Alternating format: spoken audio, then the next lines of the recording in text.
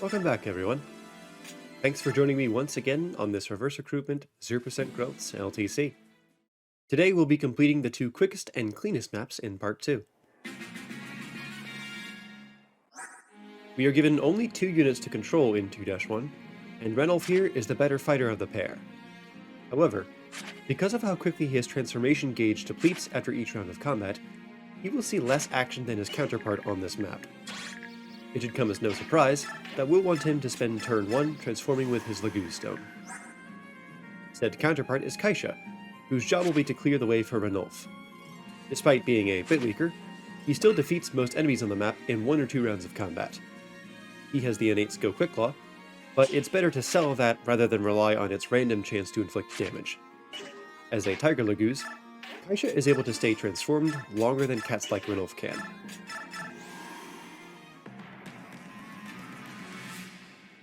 All of the Myrmidons and fighters on this map belong to a faction called Volunteer. It is random whether they will choose to attack or not, but this strategy is designed to work regardless of those choices. The objective of this map is to defeat the boss, Yeardley, in the top right. To do that, we need to punch a hole in the enemy formation at the top of the stairs. By waiting outside the range of the archer on turn 1, we lured him into a position in front of that formation, where we can kill him and stop him from blocking our way.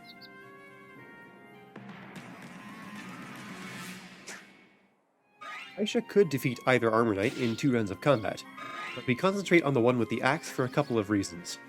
First, it's where Kaisha ends up after killing the archer.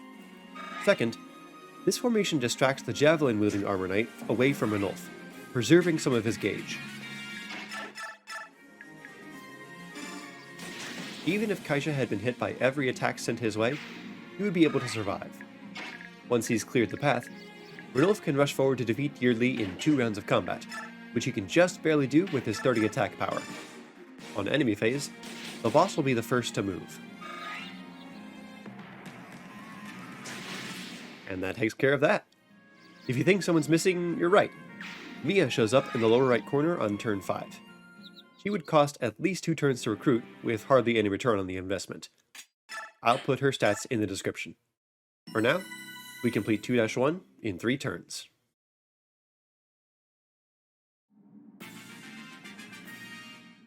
Continuing immediately into 2-2, we start with the Bishop Riz. He's the unit that has to complete the Arrive objective in the top right corner of the map. We won't have access to him for very many maps, but he tends to have just enough tools to do his job well. In this case, his stats are high, he has 1 to 2 range combat, and he can heal.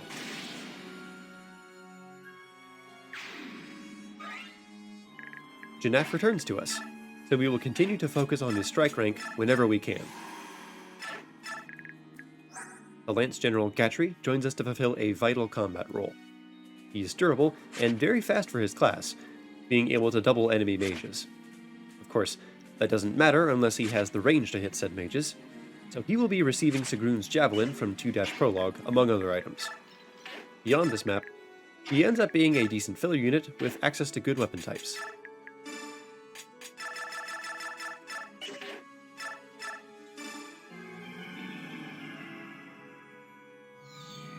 This map presents us with our second bout with Fog of War.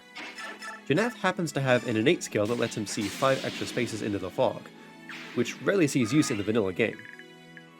Gatry will wait outside the range of melee enemies to let the bird hone his talons.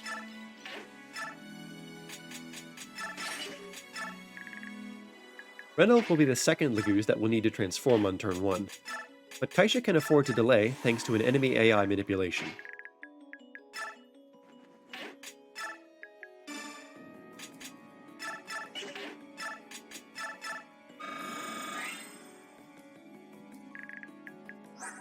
Shinon the Sniper is our final newcomer. His initial loadout doesn't do him very many favors, even if he can attack at anywhere from 1 to 3 range.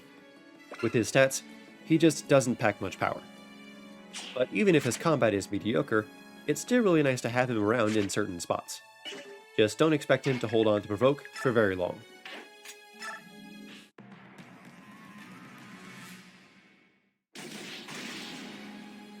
Janaff will see a lot of combat during this enemy phase.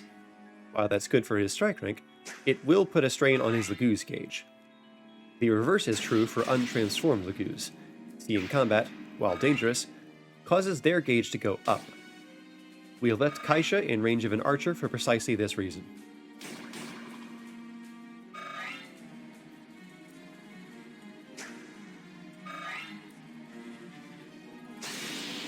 This critical hit on the Armor Knight is unexpected. Normally, Janaff would hit twice but fail to kill, so this soldier would not have moved into attack.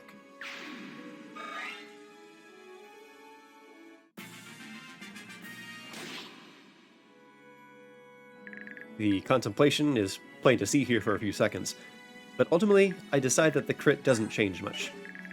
Riz is going to make his standard play and attack the archer. He can double if the archer rolls low on speed, but it's not at all necessary. Next up is Kaisha, who can transform without a Laguz stone thanks to the arrows lodged in his chest. Thanks to his poor biorhythm, his accuracy is below the team average.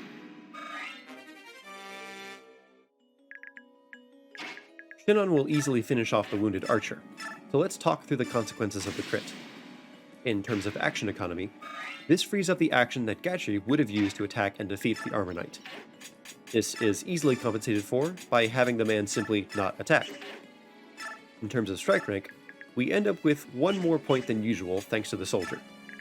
Janaff attacked 3 times total, rather than the expected 2. This compensates slightly for the 2 crits in the prologue that denied us a point of strike rank each.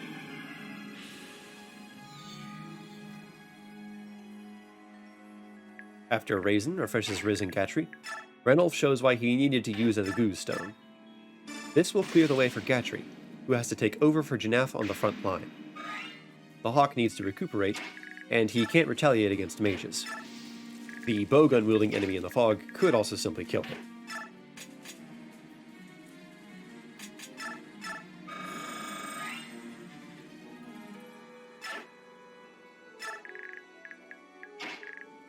Here's where that healing utility on Riz comes in handy.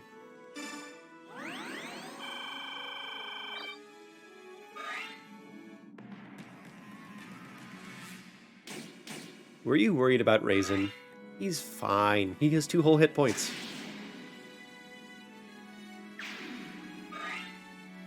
One last consequence of Janaff's crit is that there is 1 less enemy soldier in this area than normal. Ultimately, that doesn't matter. We'd end up with a soldier right in front of Gatri either way.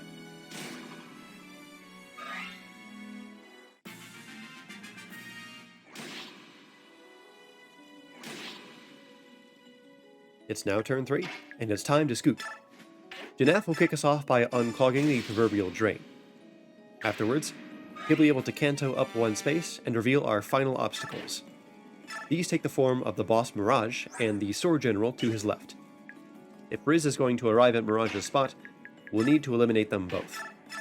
He and Ranulf can team up to crumple the armor.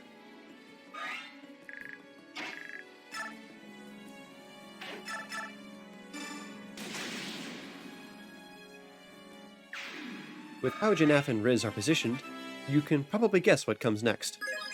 The key to making it happen is a shove train with all 3 of our remaining combat units.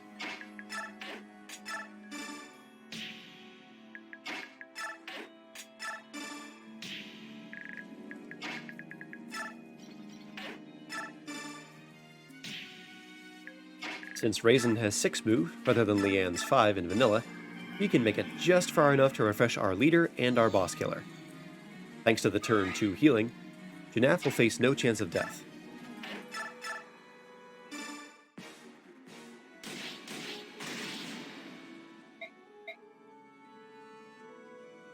Janaff takes the time to pick up the book that the boss was reading. After that, Riz takes a few steps forward and arrives, clearing 2-2 in 3 turns with 0 actions to spare. Join me next time to see me become a little more greedy and a lot less elegant. Take care, everyone.